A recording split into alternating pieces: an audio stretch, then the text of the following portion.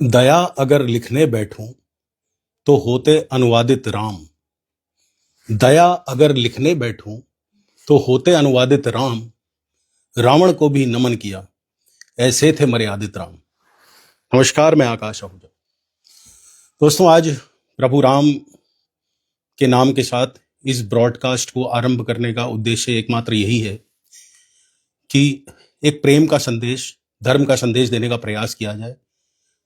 मेरी जो छोटी सी बुद्धि है उसके अनुसार बीते लगभग सप्ताह भर से ज्यादा समय से पत्रकार रुपेश कुमार सिंह, जो कि मेरे मित्र हैं, छोटे भाई की तरह हैं, उनके और राइट फिंगर्स, जिसे हिंदूवादी संगठन कहा जाता है, दक्षिणपंथी विचारधारा कहा जाता है, उनके बीच में एक विवाद दिख रहा है। और आज इस मुद्दे पर मैं लाइव आने की जो कुचेष्टा कर रहा हूं वो इसलिए कर रहा हूं कि आज रुपेश ने एक लाइव किया है जिसमें वो शमशान घाट पर बैठे हैं दिनेशपुर के, और उन्होंने कहा कि विरोधी उन्हें इससे अधिक और कहीं नहीं भेज सकते। यही किसी भी व्यक्ति की अंतिम मंजिल है, प्रारब्ध है उसका, शमशान से बढ़कर कुछ नहीं, जहां एक हिंदू ने जाकर जल जाना होता है। तो दोस्तों, मुझे लगा कि शायद मुझे भी, क्योंकि मैं one of the most senior journalist हूं इस रुद्रपुर शहर का, तो मुझे भी इस विषय पर कुछ बोलना चाहिए। और सबसे बड़ी बात, मैं भगवान भोलेनाथ, बाबा महाकाल मेरे और बजरंग बली का भक्त हूं, तो मैंने उन्हें पढ़ा भी है और मैं चीजों को समझता भी हूं।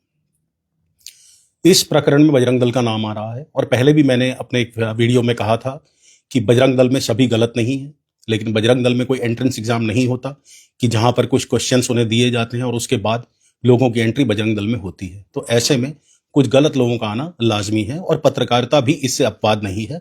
आजकल जितनी सस्ती पत्रकारिता हो गई है उसमें यहां भी गलत लोग आते हैं। लेकिन एक सीजन जर्नलिस्ट जो पिछले 23-24 सालों से पत्रकारिता कर रहा हो, उसका अपना फ्लेवर होता है। और मैं यहाँ कोई रुपेश की सफाई देने नहीं आया, ना मैं बजरंग दल वालों को डिफेंड करने के लिए यहाँ पर आया हूँ। मैं सिर्फ ये कहना चाहता हूँ कि ये संदेश सब तक पहुंचे, उन सब तक पहुंचे जो इस प्रकरण से कहीं ना कहीं परोक्ष या प्रत्यक्ष रूप से जुड़े हुए हैं। दोस्तों, मैं रुपेश को बहुत पहले से जानता हूँ। रुपेश पर ये आरोप लगे हैं अभी जो शिकायत पत्र उसके खिलाफ दिया गया कि वामपंथी विचारधारा। तो दोस्तों, सभी पंथ की विचारधारा, चाहे दक्षिण पंथ हो या लेफ्टिस्ट हो या वामपंथी हो, इन सब विचारधाराओं ने मिलकर ही इस देश को आजाद कराया था। हमारे देश के जो सबसे बड़े शहीद आज भी कहलाए जाते हैं, शहीद आजम भगत सिंह, वो पूरी तरीके से लेफ्टिस्ट थे, कम्युनिस्ट थे, वामपंथी थे। तो किसी की विचारधारा, जीवन शैली क्या है, उस पर प्रश्न चिन्ह लगाना हमारा अधिकार नहीं है।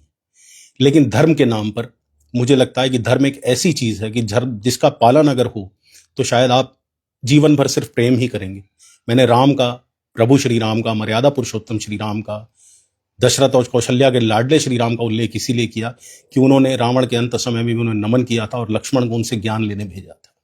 अब बात करते हैं बजरंग दल की। तो बजरंग दल, जिन बाबा बजरंगी के नाम पर, जिनका मैं भक्त हूं, जिनकी सारी दुनिया भक्त है, उस बाबा बजरंगी के नाम पर इस बजरंग दल का नाम है। तो मैं एक बार फिर से आप लोगों को वही एपिसोड याद दिलाता हूं कि धर्म की रक्षा के लिए हनुमान जी ने क्या क्या किया। महर्षि नारद की घटना आपको पता होगी, जब एक बार सुमेरु पर्वत पर प्रभु श्री राम ने एक सभा का आयोजन किया, उसमें कैवर्त के राजा सुकंत भी पहुंचे, और नारद ऋषि ने कहा कि, महर्षि नारद ने कहा कि तुम विश्वामित्र जी को प्रणाम मत करना। सुकंत ने वही किया, क्रोधित हो गए विश्वामित्र। जल्दी में बता रहा हूं आपको मैं खबर, क्योंकि समय बहुत लंबा हो जाएगा ये बात आपको। तो उन्होंने श्री राम से एक शिष्य के तौर पर ये कहा कि तुम्हें उसका वध करना होगा। सुकंत पहुंचे माता अंजनी की शरण में, माता अंजनी ने उन्हें प्राणदान का वचन दिया और साथ ही हनुमान जी को बिना कुछ बताए रक्षा का संकल्प ले लिया। हनुमान जी को जब पता लगा कि ये प्रभु श्री राम के खिलाफ ही मुझे बैठना है, तो वो बड़े ऊहापोह में पड़ गए, पशोपेश में थे, लेकिन अपनी माँ का जो मातृधर्म था उन्होंने पालन किया। उन्होंने राम नाम के कवच से सुकंत का बचाव किया।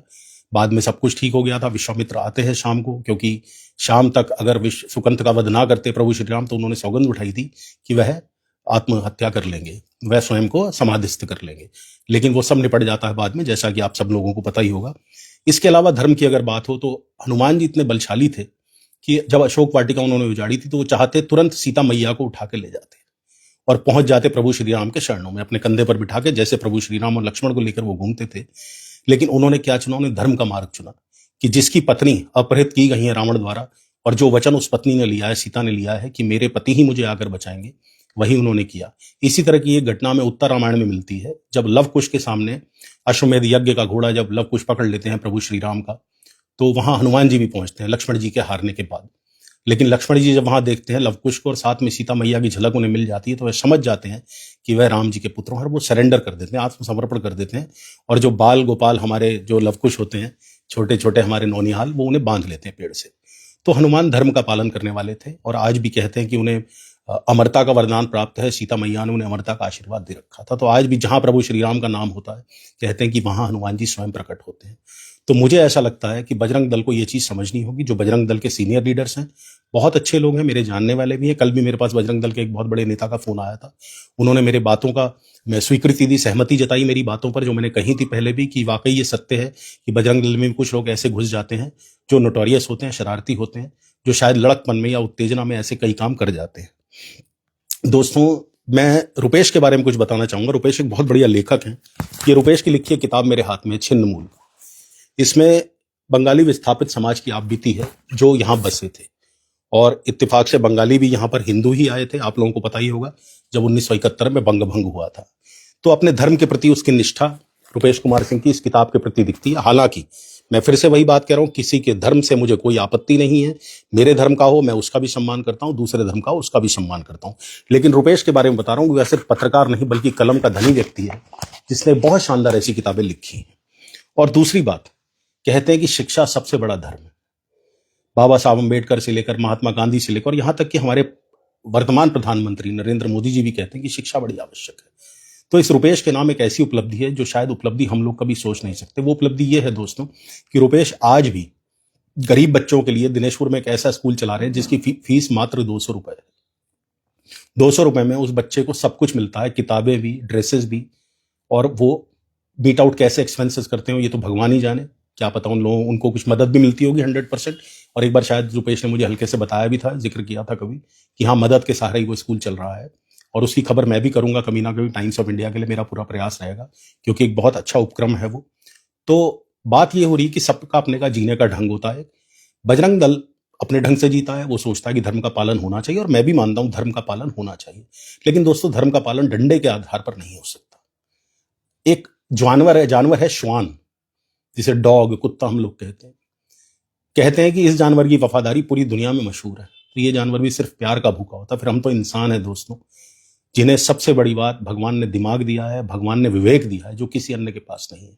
तो हमें भी अपना विवेक इस्तेमाल करना चाहिए कि डंडे की बनिस्बत प्यार से ही इंसान सुधरता है। कोई भी, किसी के अंदर भी आपको गलती नजर आए, अपने बच्चे के अंदर भी अगर आपको गलती नजर आती है, तो वो प्यार से सुधर सकता, मार से नहीं सुधर सकता। आपके गुस्से से, आपकी अवज्ञा से, आपके आदेश से, आपके आवेश से वो नहीं सुधर सकता। तो चाहे वो मामला मोहम्मद दीपक का हो, या बाबा का हो, दुकान का कोई भी हो, या दीपक ये जो बॉडी बिल्डर थे हमारे मोहित चोपड़ा जी, इनका हो। मुझे लगता है कि प्यार हर चीज का हल है। बड़े से बड़े युद्ध हमने देखे हैं जो जाकर शांति वार्ता में ही समाप्त होते हैं। तो मैं बजरंग दल के अपने सभी भाइयों को, क्योंकि वो बजरंग बली के भक्त हैं, उन्हें मैं यही कहना चाहूंगा कि बजरंग की जो सीख है वो प्रेम की सीख है। वो बल के प्रदर्शन की सीख नहीं है।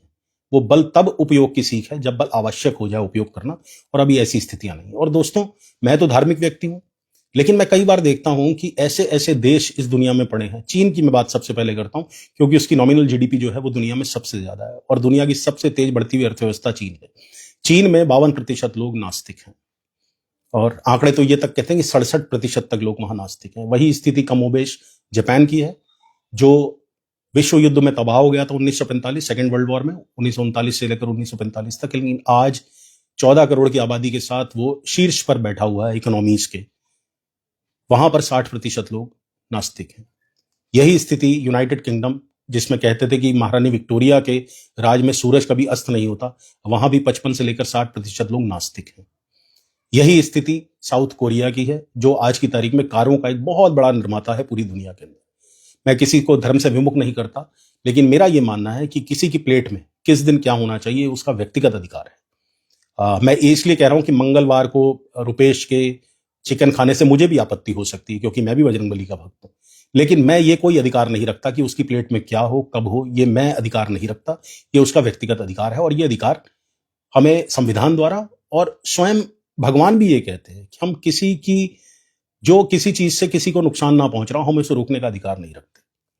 तो बहुत चीजें हैं दोस्तों, मैं आपको बताता हूं कि रुपेश मेरे संपर्क में आए थे 2010-2011 के आसपास, और उन दिनों मैं शायद दैनिक जागरण से हटा ही था और मैं किसी चैनल में था, मुझे एग्जैक्टली याद नहीं है।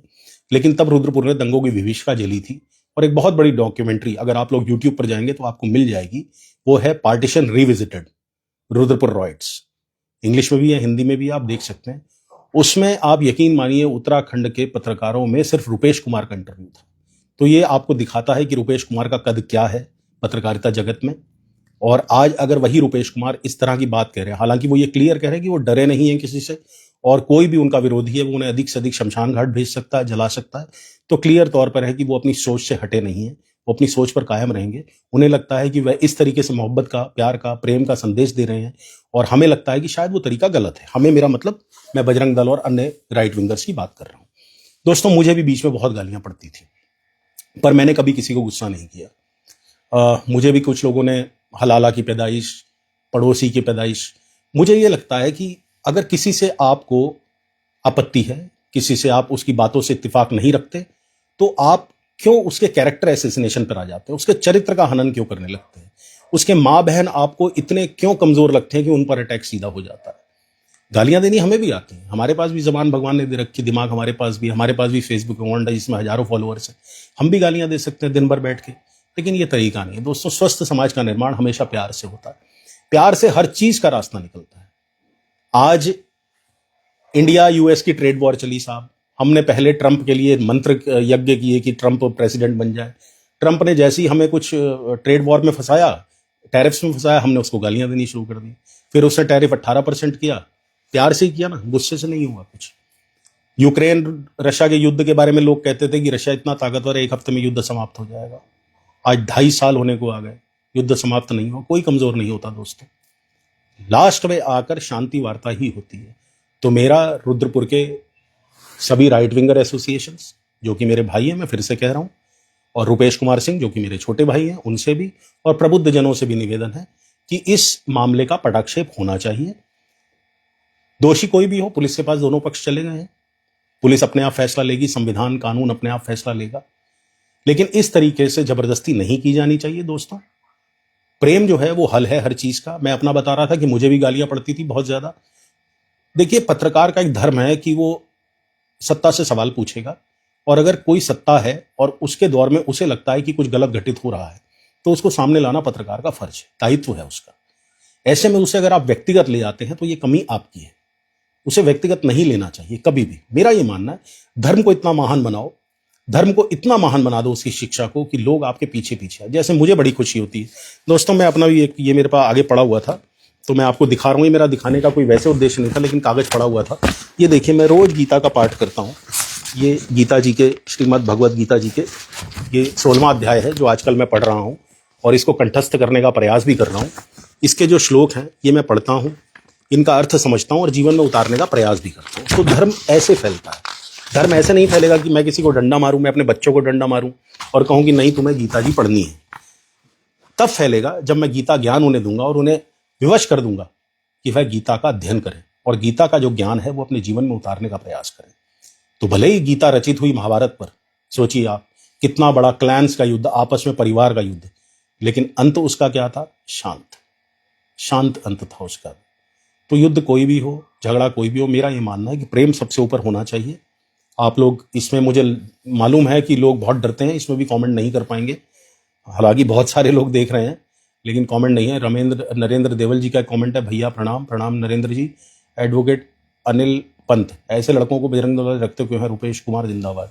चलिए, ये व्यक्तिगत है आपका, मैं बिल्कुल, लेकिन अनिल पंत जी इस बात से सहमत हूं कि एक गोष्ठियां आयोजित की जानी चाहिए, अपने धर्म का ज्ञान दिया जाना चाहिए। जो लोग बजरंग दल के ध्वजवाहक बनते हैं उनको वाकई बजरंगी, जो हमारे भगवान है हनुमान जी, उनके बारे में पता होना चाहिए, उनकी जीवनी, उनके चरित्र, उनके व्यक्तित्व के बारे में पता होना चाहिए कि हनुमान जी कितने महान थे और हनुमान जी का संदेश क्या था दुनिया को। राज चावला लिख रहे हैं, हाँ, ना वार की ना तकरार की जरूरत है, बस प्यार की। बिल्कुल राज चावला जी, मैं बिल्कुल आपकी बातों से सहमत हूँ।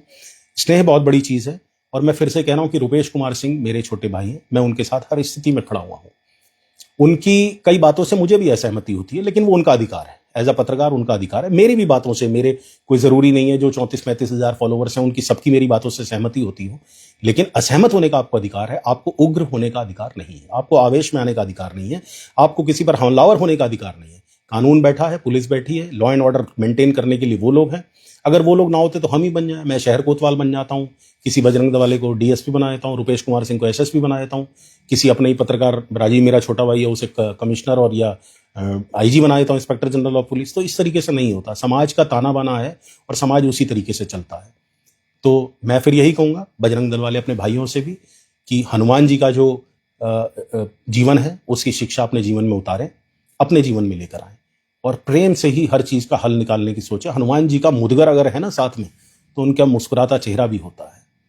जो हनुमान जी की गदा है वो दुष्टों के लिए है, राक्षस जैसे रावण थे लेकिन वो भी धर्म के अनुसार थी।